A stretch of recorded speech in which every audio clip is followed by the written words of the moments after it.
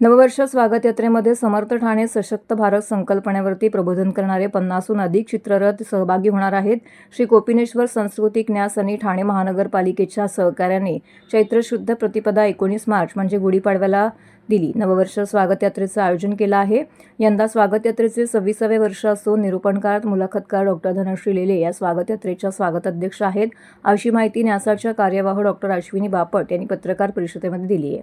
यावेळी स्वागताध्यक्ष डॉक्टर लेले, न्यासाचे अध्यक्ष उत्तम जोशी, कार्यकारिणी अध्यक्ष संजीव ब्रह्मे, विश्वस्त अरविंद जोशी, महेंद्र कोथळे, निमंत्रक निखिल सुळे इत्यादी मान्यवर उपस्थित होते. श्री कोपिनेश्वर सांस्कृतिक न्यासातर्फे गुढीपाडव्याच्या दिवशी सकाळी मासुंद तलाव येथील छत्रपती शिवाजी महाराजांच्या अश्वारूढ पुतळ्याला उपमुख्यमंत्री एकनाथ शिंदे, महापौर शर्मिला पिंपळकर स्वागताध्यक्षच्या उपस्थितीमध्ये पुष्पहार अर्पण करून कोपिनेश्वर मंदिरातून स्वागत यात्रेचे प्रस्थान होणार आहे. 50हून अधिक चित्ररथांच्या जमा निम्म्यासह ही स्वागत यात्रा गडकरी रंगायतांच्या प्रांगणामध्ये विसर्जित होणार आहे. हिंदू संस्कृती व परंपरा जतन करणाऱ्या नववर्ष स्वागताच्या सोहळ्यात सर्वधर्मीय सहभागी होणार आहेत. या स्वागत यात्रेत विविध संस्था चित्ररथातून सामाजिक, सांस्कृतिक, शैक्षणिक, पर्यावरण विषयांची मांडणी करत प्रबोधन करणार आहेत.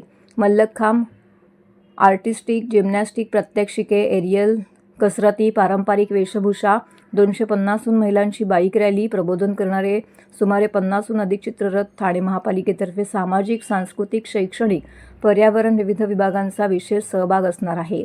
आम्ही सायकल प्रेमी फाउंडेशनचे सायकल स्वार हे आकर्षण बिंदू आहेत. समर्थ ठाणे सशक्त भारत, वंदे मातरमची 150 वर्ष, भारत 2047 आणि नागरी शिष्टाचार आणि कर्तव्य असे नाविन्यपूर्ण विषयाची मांडणी चित्ररथावरती असणार आहे. फोटो सर्कल सोसायटीतर्फे सेल्फी विथ स्वागत यात्रा, छायाचित्र रील स्पर्धा आहे. पारंपरिक वेशभूषा चित्ररथ स्पर्धा न्यासातर्फे आयोजित करण्यात आल्या आहेत. श्री कोपिनेश्वर सांस्कृतिक न्यासाची यंदाची 26वं वर्ष आहे स्वागत यात्रेचं.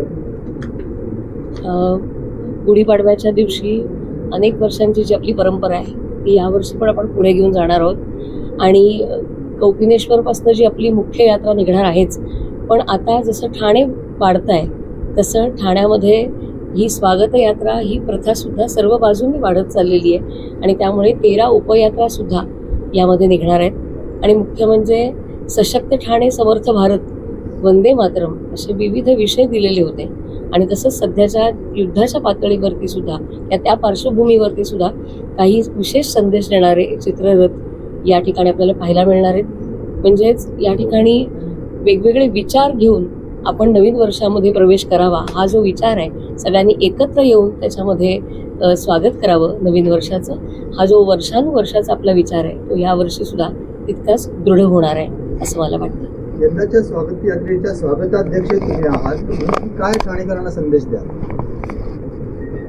मी वैयक्तिक सांगितलं तर सुरुवात माझी जी निवेदनाची झाली ठाण्यातली ती स्वागत यात्रेमधनं झाली आणि आज मी इथे स्वागताध्यक्षा म्हणून काम बघतेय. हा माझ्यासाठी वैयक्तिक म्हणाल तर खूप आनंदाचा भाग आहे, आनंदाची बाब आहे. आपण सगळ्यांनी, हे आपलं शहर आहे आणि ही आपली यात्रा आहे, त्यामुळे आपण सगळ्यांनी याच्यामध्ये अतिशय उत्साहाने पारंपरिक वेशभूषेमध्ये सहभागी व्हावं आणि सगळ्यांचाच उत्साह द्विगुणित करावा असं नक्कीच सांगा. महाराष्ट्र विधान परिषदेत